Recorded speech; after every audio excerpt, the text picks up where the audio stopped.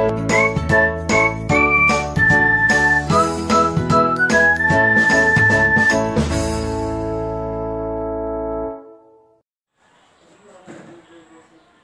everyone, thank you so much for joining us today. My name is Zara Guarte and I am an English professor from Surigao del Sur State University, and I will be your host, taking things off before turning it over to our moderator that will be leading today's discussion with our panelists.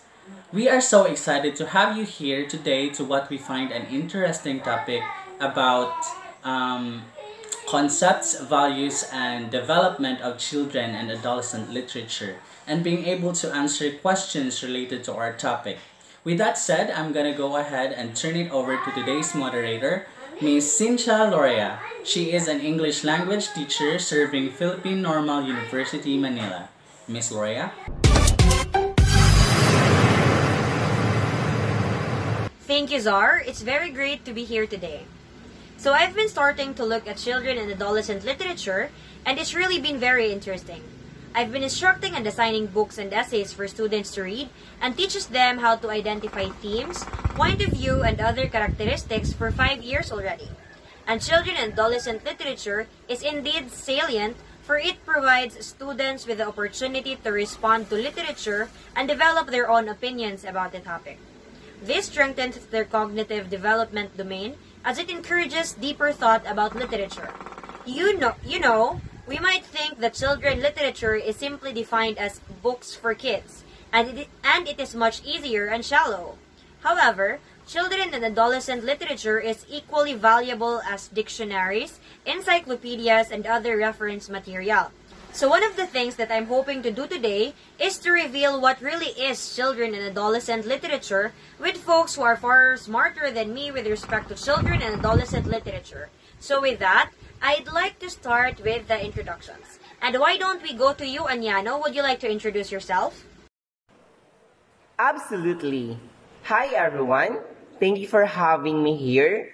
I am Anyano Osalama Jr. and I am an archivist of Santo Tomas. I am quite excited to tell you something today. Thanks for being here. Now, I know our second guest today because I met her years ago in a teacher's conference. Krisha, you want to say hello?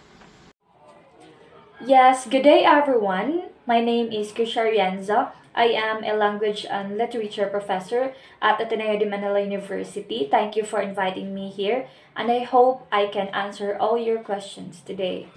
We're very glad to have you here, Krish. Our next guest is Miss Yvonne Arpilleda. You want to introduce yourself, Yvonne?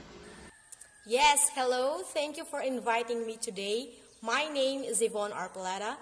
I'm an English professor of De La Salle University, and I'm looking forward for an interesting discussion today. We are looking forward for that too. Now let's have Miss Jenny Teves and Miss Orny Ambray. They are secondary school teachers from Philippine Science High School. Hi everyone, I am Jenny Teves and I am glad to be part of this discourse today. And I am Arnie Jane V. Ambray from Philippine Science High School. Thank you for inviting me today.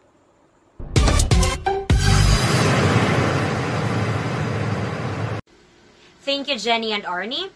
When I think about literature, it's a vast field, and children and adolescent literature, which is probably just a small area of that field, and I hope I find something that helps me understand it a little better.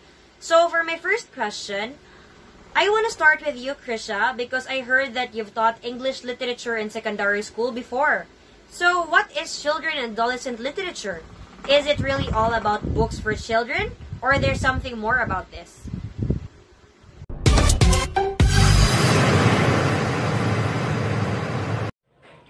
There are many different definitions about children's literature and even varying definitions for literature and children. All books written for children are considered to be literature, but excluding works such as joke books, cartoon books, and non-fiction works that are not intended to be read from front to back, such as dictionaries, encyclopedias, and other reference materials. So these works are not considered as literature because, take for example, dictionaries and encyclopedias. Dictionaries contain terminologies and definition, and encyclopedias contain information about a specific thing. And if you're looking for definitions and information, you can automatically jump to pages where you can find those definition and information that you need. However, that's not the case in literature, because in literature, you have to read from front up to the very last page of a certain written work. So, others refer to literature in terms of age bracket or ages. So, youth with ages 13 to 18 is referred to as adolescent or young adult literature, and those age bracket ranges from birth or 0 to 13 is referred to as children's literature. We can also define children's literature in terms of content, manner, and quality. So, in terms of content, children's books are about the experiences of childhood, both good and bad. Whether these experiences are set in the past, present, or future, they should still be relevant to the children of today. The content of children's books includes amazingly diverse topics that are of interest to children, such as dinosaurs, Egyptian mummies, world records, and fighter planes. So, in terms of manner, the manner in which content is treated also helps to define children's books. Childhood stories told in a forthright, humorous, or suspenseful manner are appropriate for young readers. So, in choosing books for children to read, we should ensure that it is appropriate for them and, of course, it suits to their interests. So, the subject matter of children's literature can be expressed in prose and poetry. If the literary work is prose, it must be presented as fiction. So, I mean to say it's a product of imagination and it is an invented story. So, nonfiction is, of course, based on factual events and or a combination of the two. Teachers and librarians distinguish between the terms textbook and trade book, but I'm not really sure about the differences about these two types of books. And I think our archivist here, Mr. Aniano, have something to say about it and can share knowledge about the differences between textbooks and trade book.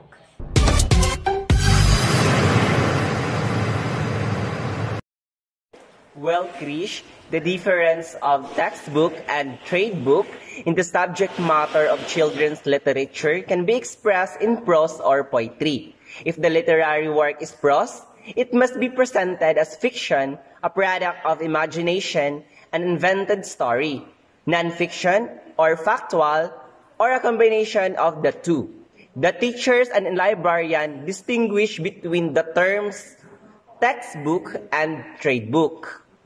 A textbook, by design and content, is for the purpose of instruction. In contrast, a trade book by design and content is primarily for the purposes of entertainment and information. To sum up everything that has been stated so far, textbook is a book containing a comprehensive compilation of the content in the branch of study with the intention of explaining it. A textbook are produced to meet the needs of educators, usually at educational institutions. School books are textbooks and other books used in schools. While trade book, we all have likely used these at some point in our educational lives. A trade book is a book that is rich in narrative and informational content. It can provide a valuable complement to the most textbook. So hearing those stuff about children and adolescent literature from Mr.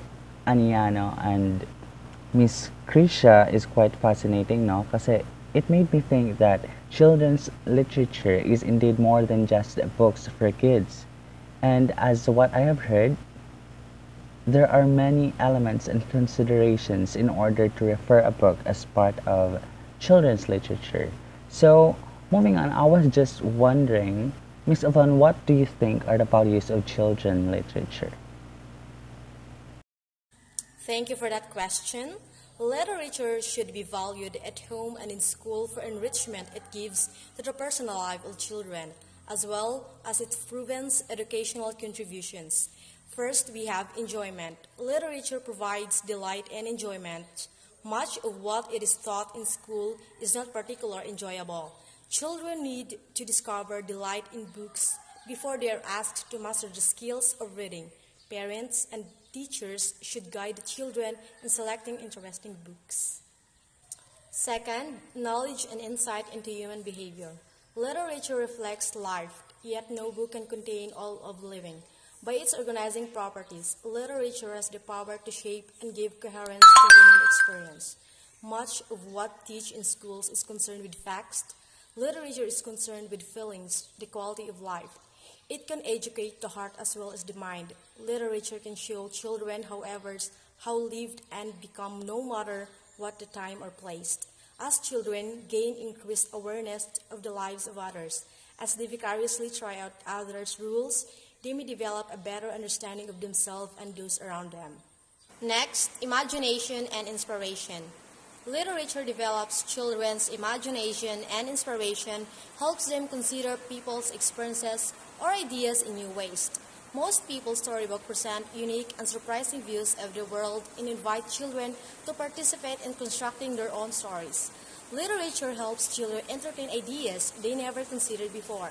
Today, television has made everything so explicit that children are not developing their power to visualize. Teacher needs to help them to see with the inner eye to develop a country in the mind, vicarious experiences. Children's experiences of the world give them the perspective of the world.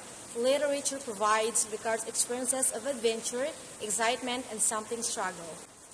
Lastly, understanding and empathy. Aside from those values mentioned by Miss Yvonne, I have here 3 personal values of children's literature. First is the heritage and cultural identity. Second, moral reasoning. And the third one is literary and artistic preferences. In heritage and cultural identity, children's literature provides an avenue for students to learn about their own cultural heritage and the culture of other people. It is crucial for children to learn these values because developing positive attitudes towards our own culture and the culture of others is necessary for both social and personal development. Therefore, one should be very careful in selecting which book to recommend to young readers. This can be very damaging if we as an adults are not cautious about it. The second value I have is moral reasoning. Children's literature is a useful tool for moral education, centering a concept of fairness, human welfare, and human rights. Through literature, children can observe other people's lives, experiences, and various versions of moral conflicts and learn to take others' perspectives. They can also recognize moral and ethical dilemmas by observing the behavior of story characters. It also helps to process their understanding of what is right and wrong, their ability to think critically about how their actions affect others, and their expression of values such as caring, respect for others, and responsibility. And the last one is literary and artistic preferences. Another valuable result of children's interactions with literature is that they come to recognize the literary and artistic styles of many authors and illustrators. Children who read regularly from a wide variety of books develop their own personal preferences for types of books and select favorite authors and illustrators. Personal preference and interest as expressed through self-selection of reading materials are powerful motivators for becoming a lifelong reader. From the personal value of children literature discussed by Miss Yvonne and Miss Jenny, it also has the academic value of literature for children. The two academic value is the reading and writing. In reading, many of you already may have reached the common sense of deduction that reading ability, like any other skills, improves with practice. Many teachers and librarians believe that regular involvement with excellence and appropriate literature can foster language development in young children and can help them learn to read and value reading. This belief was supported in the landmark study, Becoming a Nation of Readers. The single most important activity for building the knowledge required for eventual success in reading is reading aloud to children. In writing, by listening to and reading excellent literature, children are exposed to rich vocabulary and excellent writing styles, which serve as good models for their own speaking and writing voices. The acquisition of a larger vocabulary through reading offers young writers choices for their own stories. Devices found in books such as the use of dialect, dialogue, and precise description are often assimilated into students' own writing. Research studies summarize the table shows that skill in reading or skills in writing go hand in hand.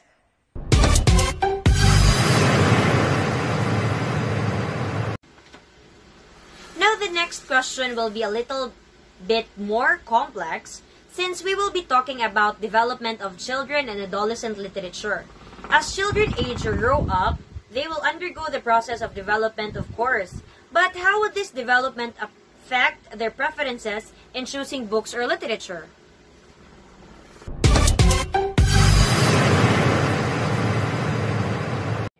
So, as children ages, their preferences in books or literature also change. For ages 0 to 2, infants can enjoy and benefit from good literature. In choosing books for them, consider the practical aspects of their physical development, such as how well infants can see the illustrations and how long they will sit still for a book experience. Most often, these books will be collections of nursery rhymes and concept books and board books. Common features of these books, types, and formats are relative simplicity of content or story, repetitive text or language patterns, and opportunities for the child to participate or interact with the book. So these types of books under the ages 0 to 2 are not complex because it contains only illustrations and drawings and not wordy type of books because this may lose the interest of the children ages 0 to 2. So in under also ages 0 to 2, many of the book types enjoyed by babies are also enjoyed by toddlers but with slight differences in emphasis. So nursery rhymes, for example, can be committed to memory by many toddlers. Concept books can now include letters like ABC books, numbers like counting books, and more complex concepts such as opposite, for example, good and bad, beautiful and ugly, dark and light, and then white and black. So ages like 0 to 1, they're still babies. Therefore, the book should only contain illustrations and drawings and a little bit of words. But as they age like 2, they are already toddlers, you can now add like concepts books can now include like letters, can be included like letters like ABC books, numbers like counting books, and more complex concepts such as opposites.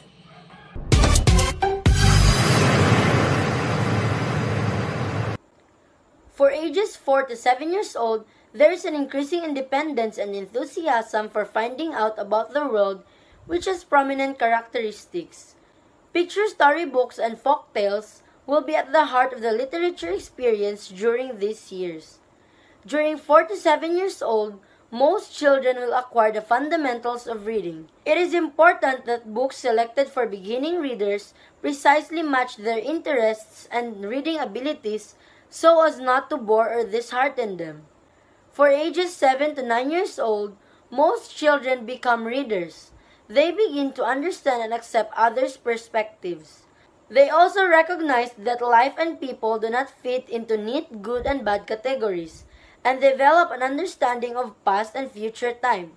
They begin to assert their growing abilities to meet their own needs. Books for children ages 7 to 9 years old is often centered on the adventure of the young characters, within their neighborhoods and within the community.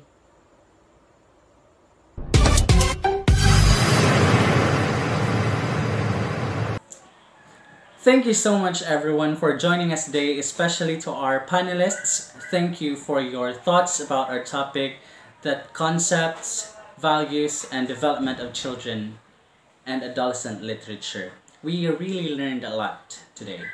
That concludes our discussion. This has been Zara Guarte. Thank you and God bless.